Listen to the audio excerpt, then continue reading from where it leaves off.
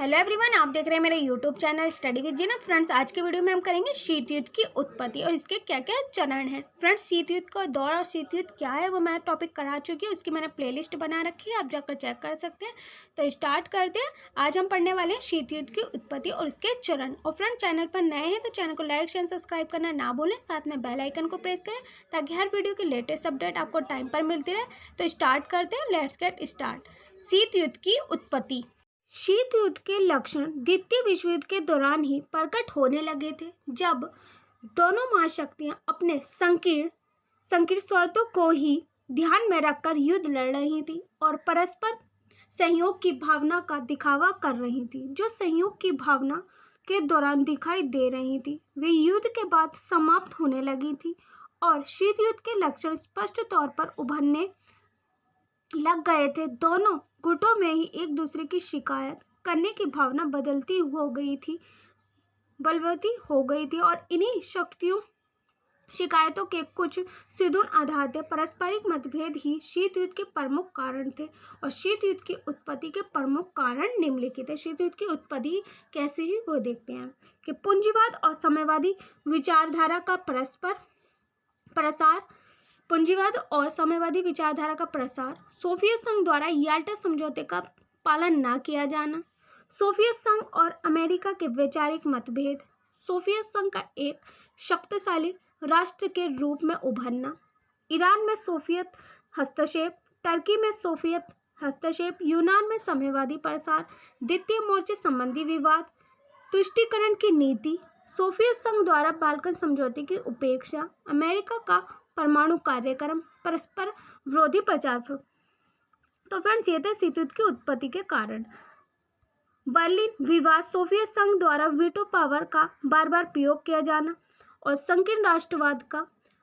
आधारित संकीर्ण राष्ट्रीय हित। अब देखते हैं शीत युद्ध का विकास कैसे हुआ। शीत युद्ध का विकास धीरे धीरे हुआ। इसके लक्षण 1917 में ही प्रकट होने लगे थे, जो द्वितीय विश्व युद्ध के बाद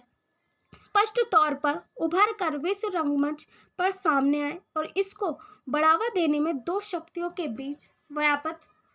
परस्पर भय और अविश्वास की भावना ने महत्वपूर्ण योगदान दिया। दोनों महाशक्तियों द्वारा एक दूसरे के विरुद्ध चली गई और चालों ने इस शीत युद्ध को समल आधार प्रदान किया और अंत में दोनों महाशक्तियां खुलकर एक दूसरे की आलोचना करने लगी और समस्त विश्व में भय व अशांति का वातावरण तैयार किया। इसके बढ़ावा देने में दोनों महाशक्तियां बराबर की भागीदारी रहीं और इसके विकास क्रम को निम्नलिखित चरणों में समझा जा सकता है। तो शीत युद्ध का विकास कैसे हुआ कि शीत युद्ध का विकास धीरे धीरे हुआ और 1917 में ही ये प्रकट होने लगी थी। दोनों शक्तियों के बीच परस्पर भय और अविश्वास की भावना बढ़ती जा रही थी और दोनों ही महाशक्तियां खुलकर एक दूसरे की आलोचना करने लगी। जो दोनों सोवियत संघ और अमेरिका के बीच में जो युद्ध हो रहा था, दोनों ही शक्तियां एक दूसरे से खुलकर आलोचना करने लगी और समस्त विश्व अशांति का वातावरण तैयार कर दिया, जिससे दोनों महाशक्तियां बराबर की भागीदारी नहीं और इसके निम्नलिखित चरण समझेंगे। फर्स्ट है शीत युद्ध के विकास का प्रथम चरण। ये प्रथम चरण कब तक चला? 1946 से 1953 के बीच। सेकेंड है शीत युद्ध के विस्तार का दूसरा चरण 1953 से 1963 के बीच। शीत युद्ध के विकास का तीसरा चरण 1963 से 1979 तक द्वितांत अथवा तनावशैलीय का काल था। नेक्स्ट है शीत युद्ध के विकास का अंतिम काल 1980 से 1989 तक हुआ, जो नया शीत युद्ध था। तो फर्स्ट चरण देखते हैं 1946 से 1953 के बीच। शीत युद्ध के विकास का प्रथम चरण है। इस समय के दौरान शीत युद्ध का असली रूप उभरा और अमेरिका व सोवियत संघ के मतभेद खुलकर सामने आए और शीत युद्ध को बढ़ावा देने वाली प्रमुख घटनाएं निम्नलिखित हैं। फर्स्ट है 1946 में चर्चिल ने सोवियत संघ के साम्यवाद की आलोचना की। उसने अमेरिका के फुलटन नामक स्थान पर अंगल अमेरिकी गठबंधन को मजबूत बनाने की आवश्यकता पर जोर दिया और सोवियत संघ विरोधी भावना स्पष्ट तौर पर उभरकर सामने आई और अमेरिकन सीनेट ने भी सोवियत संघ की विदेशी नीति को आक्रामक व विस्तारवादी बनाया गया और इससे शीत युद्ध को बढ़ावा मिला। तो फर्स्ट पॉइंट क्या हुआ कि 1946 में चर्चिल सोवियत संघ के साम्यवादी की आलोचना की और सोवियत संघ विरोधी भावना स्पष्ट तौर पर उभर कर सामने आई और सोवियत संघ की विदेशी नीति को आक्रामक व विस्तारवादी बनाया गया और इससे शीत युद्ध को बढ़ावा मिला। सेकंड पॉइंट है 1947 में ट्रूमैन सिद्धांत द्वारा साम्यवादी प्रसार रोकने की बात कही गई और इस सिद्धांत के अनुसार विश्व के किसी भी भाग में अमेरिका हस्तक्षेप को उचित ठहराया गया और यूनान टर्की में अमेरिका द्वारा हस्तक्षेप करके सोवियत संघ के प्रभाव को कम करने की बात स्वीकार की गई और अमेरिका ने आर्थिक सहायता के नाम पर हस्तक्षेप करने की चाल चलकर शीत युद्ध को भड़काया और विश्व शांति को भंग कर दिया। तो क्या हुआ कि मार्च 1947 में ट्रूमैन सिद्धांत द्वारा साम्यवादी प्रसार रोकने की बात कही गई और यूनान टर्की में अमेरिका द्वारा हस्तक्षेप करके सोवियत संघ के प्रभाव को कम करने के लिए स्वीकार किया गया और हस्तक्षेप करने की चाल को चलकर शीत युद्ध को भड़काया और विश्व शांति को भंग कर दिया। थर्ड पॉइंट है 23 अप्रैल 1947 को अमेरिका द्वारा प्रतिपादित मार्शल योजना ने भी सोवियत संघ के मन में अविश्वास व वैमनस्य की भावना को बढ़ावा दिया और इस योजना के अनुसार पश्चिमी यूरोपीय देशों को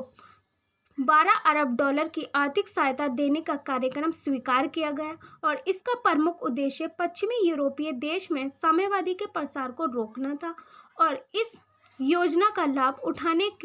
वाले देश पर यह शर्त लगाई गई थी कि वे अपनी शासन व्यवस्था से साम्यवादी को दूर रखेंगे और इससे सोवियत संघ के मन में पश्चिमी राष्ट्रों के प्रति घृणा का भाव पैदा हो गया और शीत युद्ध को बढ़ावा मिला। तो थर्ड पॉइंट क्या होगा कि 23 अप्रैल 1947 को अमेरिका द्वारा प्रतिपादित मार्शल योजना ने भी सोवियत संघ के मन में अविश्वास और वैमनस्य की भावना को बढ़ावा दिया और पश्चिमी यूरोप देशों में साम्यवाद के प्रसार को रोकना था जो कि शासन व्यवस्था में साम्यवादी को दूर रखे और सोवियत संघ के मन में पश्चिमी राष्ट्रों के प्रति घृणा का भाव पैदा हो गया और शीत युद्ध को बढ़ावा मिला। नेक्स्ट पॉइंट है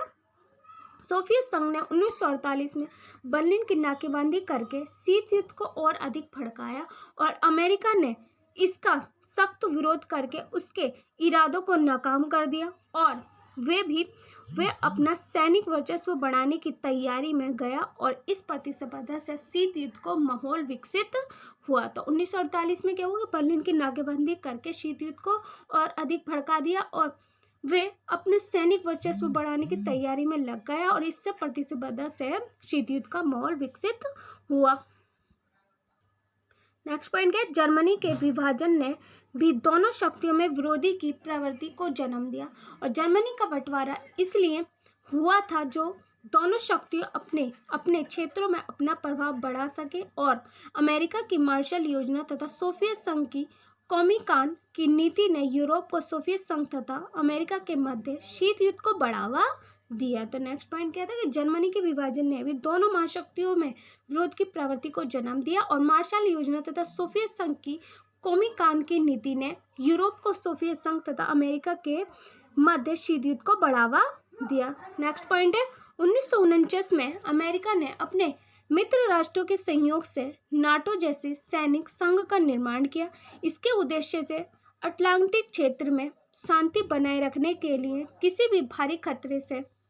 कारगर ढंग से निपटाना था और इसी संधि में सोवियत संघ को सीधी चेतावनी दी गई और उसने किसी भी संधि में शामिल देश पर आक्रमण किया तो उसका भयंकर परिणाम होंगे। इसके अमेरिका और सोवियत संघ के बीच मतभेद और अधिक गहरे होते गए। तो 1949 में अमेरिका ने अपने मित्र राष्ट्रों के सहयोग से नाटो जैसे सैनिक संगठन का निर्माण किया और इस संधि में सोवियत संघ को सीधी चेतावनी दी गई और शामिल देश में आक्रमण किया गया जो उसके भयंकर परिणाम होंगे तो उससे अमेरिका और सोवियत संघ के बीच मतभेद और अधिक गहरे होते गए। नेक्स्ट पॉइंट है 1940 में चीन ने साम्यवादी शासन की स्थापना होने से अमेरिका का विरोध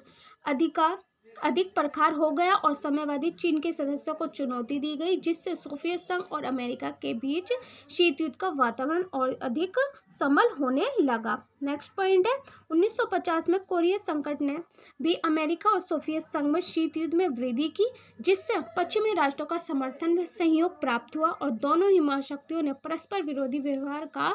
प्रदर्शन करके शीत युद्ध को वातावरण में और अधिक गर्मी कर दी, जिससे कि कोरिया युद्ध का तो हल हो गया, लेकिन दोनों महाशक्तियों में आपसी टकराहट की स्थिति कायम रही। नेक्स्ट लास्ट पॉइंट है 1951 में जब कोरिया युद्ध चल रहा था, उसी समय अमेरिका ने मित्र राष्ट्रों के साथ मिलकर जापान से शांति संधि की और संधि को कार्यक्रम देने के लिए सैन फ्रांसिस्को नगर में एक सम्मेलन आयोजित करने का निर्णय लिया, जिससे सोवियत संघ ने इसका कड़ा विरोध किया और अमेरिका ने इसी वर्ष जापान के साथ एक प्रतिरक्षक संधि करके विरोध की खाई की और अधिक गहरा कर दिया, जिससे कि कार्यवाही से सोवियत संघ ने मन में देश की भावना को बढ़ावा दिया, जिससे संधियों को सोवियत संघ ने साम्यवाद के विस्तार में सबसे बड़ी बाधा माना और उसकी निंदा की। दूसरा चरण है शीत युद्ध के विस्तार का दूसरा चरण। इस समय दोनों महाशक्तियों के व्यवहार में कुछ बदलाव आने की संभावना दिखाई देने लगी, जिससे इस युग में दोनों देशों के बीच नेतृत्व में परिवर्तन हुआ और सोवियत संघ ने स्टालिन की मृत्यु के बाद खुश्चेव ने शासन संभाला और अमेरिका में राष्ट्रपति आइजनहावर ने शासन की बागडोर अपने हाथ में ली और सोवियत संघ की तरफ दोनों देशों के माध्यम मधुर संबंधित स्थापित करने का प्रयास किया। अवश्य हुआ और लेकिन उनका कोई सकारात्मक परिणाम नहीं निकला और अमेरिका तथा सोवियत संघ में शीत युद्ध का तनाव जारी रहा, जिससे इस दौरान कुछ घटनाएं घटी जिन्होंने शीत युद्ध को बढ़ावा दिया। फर्स्ट पॉइंट है 1953 में सोवियत संघ ने प्रथम आणविक परीक्षण किया, जिससे अमेरिका के मन में सोवियत संघ के इरादों के प्रति शक पैदा हो गया। 1953 में क्या हुआ, सोवियत संघ ने प्रथम चरण में आणविक परीक्षण किया और अमेरिका के मन में सोवियत संघ के इरादों पर शक हो गया। 1953 में चर्चिल ने अमेरिका से कहा कि दक्षिण पूर्वी एशिया के लिए नाटो जैसे संघ का निर्माण किया जाए और उसके सुझाव को मानकर अमेरिका ने कंबोडिया, वियतनाम और लाओस में साम्यवादी प्रसार रोकने के उद्देश्य से 8 सितंबर 1954 को सीटों का निर्माण किया, जिससे सोवियत संघ ने वार्सा पैक्ट की तैयारी कर ली और वार्सा संगठन का निर्माण का उद्देश्य पूंजीवादी ताकतों के आक्रमण को रोकना था। इस तरह परस्पर विरोधी गुटों की स्थापना द्वारा शीत युद्ध को और अधिक भड़काया गया। तो 1954 में क्या हुआ, 8 सितंबर 1954 को सीटों का निर्माण किया गया, जिससे सोवियत संघ ने वार्सा पैक्ट की तैयारी कर ली और इस परस्पर विरोधी गुटों की स्थापना शीत युद्ध को और अधिक भड़काया गया। नेक्स्ट पॉइंट है हिंद चीन की समस्या ने भी दोनों महाशक्तियों के मध्य मतभेद को और अधिक गहरा कर दिया और 1954 में हिंद चीन में गृह युद्ध आरंभ हो गया, जिससे हिंद चीन की समस्या को सुलझाने के लिए जिनेवा समझौता हुआ, लेकिन बाद में वियतनाम में गृह युद्ध शुरू हो गया और जिसके हस्तक्षेप में विरुद्ध आवाज उठाई गई और इस वियतनाम द्वारा अमेरिका और सोवियत संघ के बीच शीत युद्ध का प्रमुख कारण बन गया। नेक्स्ट पॉइंट है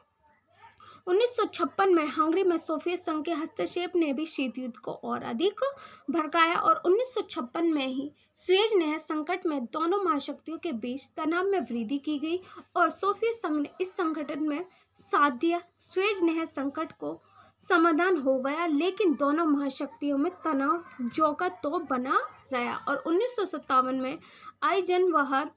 सिद्धांत के अंतर्गत अमेरिका की कांग्रेस ने राष्ट्रपति को साम्यवादी खतरों को रोकने के लिए सशस्त्र सेनाओं का प्रयोग करने का अधिकार प्रदान करके पश्चिमी एशिया को शीत युद्ध का अखाड़ा बना दिया। नेक्स्ट पॉइंट है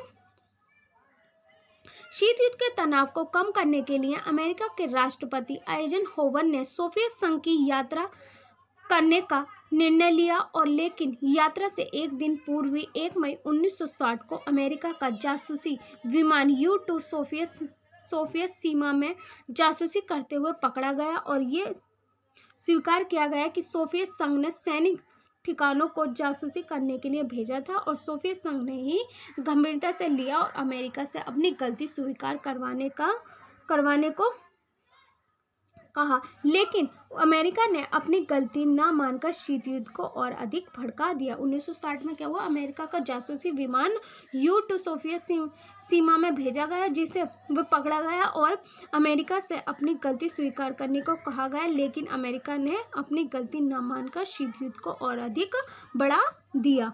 नेक्स्ट पॉइंट है 15 सितंबर से 28 सितंबर 1959 तक अमेरिका की यात्रा की गई और 5 सितंबर 1963 को अमेरिका संघ और ब्रिटेन के बीच मास्को आंशिक परीक्षण निषेध संधि हुई और इस युद्ध को समाप्त करने का सकारात्मक कदम कहा गया। और गुट निरपेक्ष आंदोलन ने भी इस दौरान शीत युद्ध को कम करने का प्रयास किया, लेकिन इन सभी प्रयासों के परिणाम नकारात्मक ही रहे और दोनों महाशक्तियों में तनाव बना रहा। नेक्स्ट पॉइंट है शीत युद्ध के विकास का तीसरा चरण।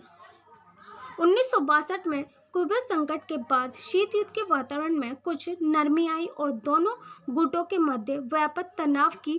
भावना सौहार्दपूर्ण व मित्रता की भावना में बदलने के आसार दिखाई देने लगे और इससे दोनों देशों के मध्य मधुर संबंधों का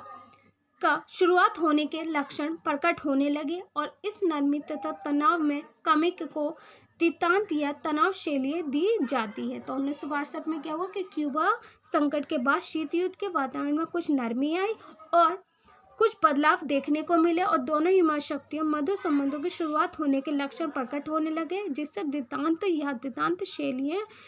दी जाती हैं। नेक्स्ट पॉइंट है दितांत ने शीत युद्ध से उत्पन्न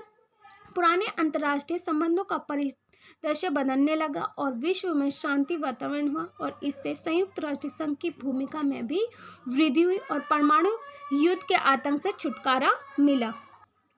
लास्ट है शीत युद्ध के विकास का अंतिम काल। 1970 के दशक का दितांत अफगानिस्तान संकट से जन्म लेते ही नए प्रकार के शीत युद्ध में बदलाव किया गया और इस संकट को दितांत की अंतिम शव यात्रा कहा जाता है और इससे दितांत की समाप्ति हो गई और दोनों ही महाशक्तियों में लगभग एक दशक तक रहने वाला तनाव शिथिल के दिन लग गए और पुराने तनाव फिर से बढ़ने लगे और इसकी उत्पत्ति के प्रमुख कारण निम्नलिखित हैं। फर्स्ट पॉइंट है सोवियत संघ की शक्ति में वृद्धि ने अमेरिका के खिलाफ अपनी पुरानी दुश्मनी आरंभ कर दी। सेकंड पॉइंट है रीगन ने राष्ट्रपति बनते ही शस्त्र उद्योग को बढ़ावा दिया और मित्र राष्ट्रों का शस्त्रीकरण करने पर बल दिया और अमेरिका तथा सोवियत संघ में अंतरिक्ष अनुसंधान की होड़ लग गई और अफगानिस्तान में सोवियत संघ ने हस्तक्षेप किया। इससे शीत युद्ध में वृद्धि हुई और अमेरिका और सोवियत संघ में पारस्परिक प्रतिस्पर्धा शुरू हो गई। नेक्स्ट पॉइंट है सोवियत संघ ने दक्षिण पूर्वी एशिया में अपना प्रभाव बढ़ाना शुरू कर दिया और 23 मार्च 1983 में अमेरिकी राष्ट्रपति रीगन ने स्टार वार्सा परियोजना को मंजूरी दी और इससे नए अस्त्र शस्त्रों की होड़ लग गई। नेक्स्ट है हिंद महासागर में सोवियत संघ ने अपनी शक्ति बढ़ानी शुरू कर दी और सोवियत संघ ने अखाड़ी क्षेत्र तथा पश्चिमी एशिया में भी अपना प्रभुत्व बढ़ाने का प्रयास किया और सोवियत संघ ने क्यूबा में अपनी ब्रिगेड तैनात कर दी और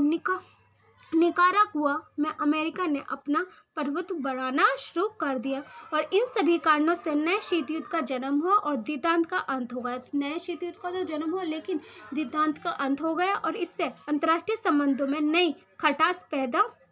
हुई और अमेरिका ने अपनी सिद्धांत के द्वारा विश्व शांति के लिए खतरा पैदा कर दिया और इस नए शीत युद्ध ने विश्व को तृतीय विश्व युद्ध के कगार पर लाकर खड़ा कर दिया और इससे दितांत की हानि हुई और निशस्त्रीकरण को गहरा धक्का लगा। इससे तनाव के केंद्र अफगानिस्तान,